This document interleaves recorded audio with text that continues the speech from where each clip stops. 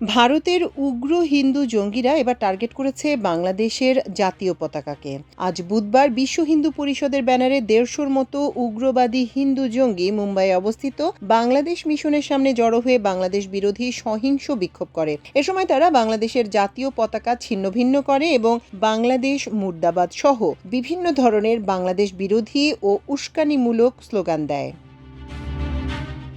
মুম্বাইয়ের একাধিক কূটনৈতিক সূত্র আমার দেশকে এসব তথ্য জানিয়ে বলেছে, বিকেল ৫টার দিকে ১৫০'র মতো উগ্রবাদী হিন্দু জঙ্গি হঠাৎ করেই বাংলাদেশ মিশনের সামনে হাজির হয়। এ সময় তারা সহিংস বিক্ষোভ শুরু করলে স্থানীয় নিরাপত্তা বাহিনীর সদস্যরা তাদের ঠেকাতে তৎপর হন। তারা বিক্ষোভকারীদের বাংলাদেশ মিশনের সামনে থেকে সরিয়ে দেন, ফলে তারা বাংলাদেশ মিশনের কোনো ধরনের ক্ষতি করতে পারেনি। মিশনের কর্মকর্তারা নিরাপদে আছেন বলে জানা গেছে। উল্লেখ্য, বেশ কিছুদিন ধরে বাংলাদেশে হিন্দু নির্যাতনের মিথ্যা ও বানোয়াট অভিযোগ তুলে দিল্লি সহ ভারতে অবস্থিত বাংলাদেশ মিশনগুলোতে ধারাবাহিকভাবে তাণ্ডব চালিয়ে আসছে দেশটির হিন্দু জঙ্গিরা।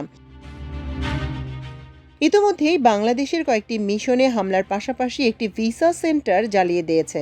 এছাড়া দিল্লিতে বাংলাদেশের হাইকমিশনার রিয়াজ হামিদুল্লাহকে হত্যার হুমকিও দেওয়া হয়েছে। ভারতে বাংলাদেশের মিশনগুলো ঘিরে হিন্দু জঙ্গিদের সন্ত্রাসী কর্মকাণ্ডের পেছনে দেশটির সরকারের প্রত্যক্ষ মদদ রয়েছে। বিশেষ করে পশ্চিমবঙ্গের কলকাতায় বাংলাদেশ উপ হাইকমিশনের সামনে সহিংস বিক্ষোভ করে কেন্দ্রে ক্ষমতাসীন বিজেপির নেতৃত্বাধীন উগ্র হিন্দু জঙ্গিরা। এই বিক্ষোভের নেতৃত্ব দেন বিধানসভার বিরোধী দলীয় নেতা বিজেপির শুভেন্দু অধিকারী। ওই বিক্ষোভে বাংলাদেশকে সবক শেখানোর কথাও বলেন তিনি। একই সঙ্গে বলেন, বাংলাদেশকে ড্রোন পাঠিয়ে শিক্ষা দিতে চান তারা। সবশেষ ক্রিকেটার মোস্তাফিজুর রহমান ইস্যুতে বাংলাদেশের নেয়া পাল্টা পদক্ষেপের পর হিন্দু জঙ্গিরা আরও আগ্রাসী হয়ে উঠেছে। এতদিন তারা সহিংস বিক্ষোভের পাশাপাশি অন্তর্বর্তী সরকারের প্রধান উপদেষ্টা ডক্টর মোহাম্মদ ইউনূসের কুশপুত্তলিকা পুড়িয়েছে। এবার তারা বাংলাদেশের জাতীয় পতাকায় হাত দিল। তবে মোস্তাফিজ ইস্যুতে দুদেশের সম্পর্কে উত্তেজনা আবারও বেড়েছে। আইপিএল থেকে মোস্তাফিজকে বাদ দেওয়ার পরে খেলা আর নিছক বিনোদন হয়ে থাকেনি। দুদেশের টানাপোড়েনের মধ্যে থাকা সম্পর্ককে আরও অবনতির দিকে ঠেলে দেয় এই ঘটনাটি। এই ঘটনার পর টি-20 বিশ্বকাপ খেলার ভেন্যু ভারত থেকে শ্রীলঙ্কায় সরিয়ে নেয়ার দাবি জানায় ঢাকা। ভারতের স্বরাষ্ট্রমন্ত্রী অমিত শাহর ছেলে নেতৃত্বাধীন আইসিসি ঢাকার সেই দাবি নাকচ করে দিলে বিশ্বকাপে না খেলার সিদ্ধান্তের কথা জানিয়েছে বাংলাদেশ।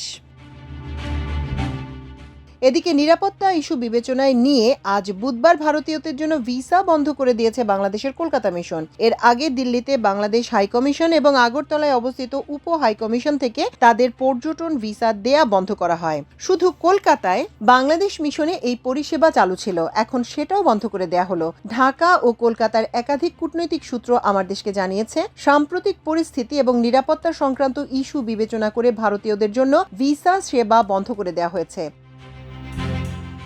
তবে ওই সূত্রগুলো জানিয়েছে, ভারতীয়দের জন্য কর্মসূত্রে এবং ব্যবসায়িক কাজে বাংলাদেশে যাওয়ার জন্য ভিসা সার্ভিস এখনো চালু রাখা হয়েছে, কারণ এই দুই ক্যাটাগরির ভিসা বহু স্তরে যাচাই বাছাই প্রক্রিয়ার মধ্যে দিয়ে দেওয়া হয়ে থাকে। ওই কূটনৈতিক সূত্রগুলো আরও জানিয়েছে, ২০২৪ সালের আগস্টে জুলাই বিপ্লবে শেখ হাসিনা সরকারের পতনের পর ভারত লাগাতারভাবে বাংলাদেশকে অস্থিতিশীল করতে নানা তৎপরতা চালিয়ে যাচ্ছে।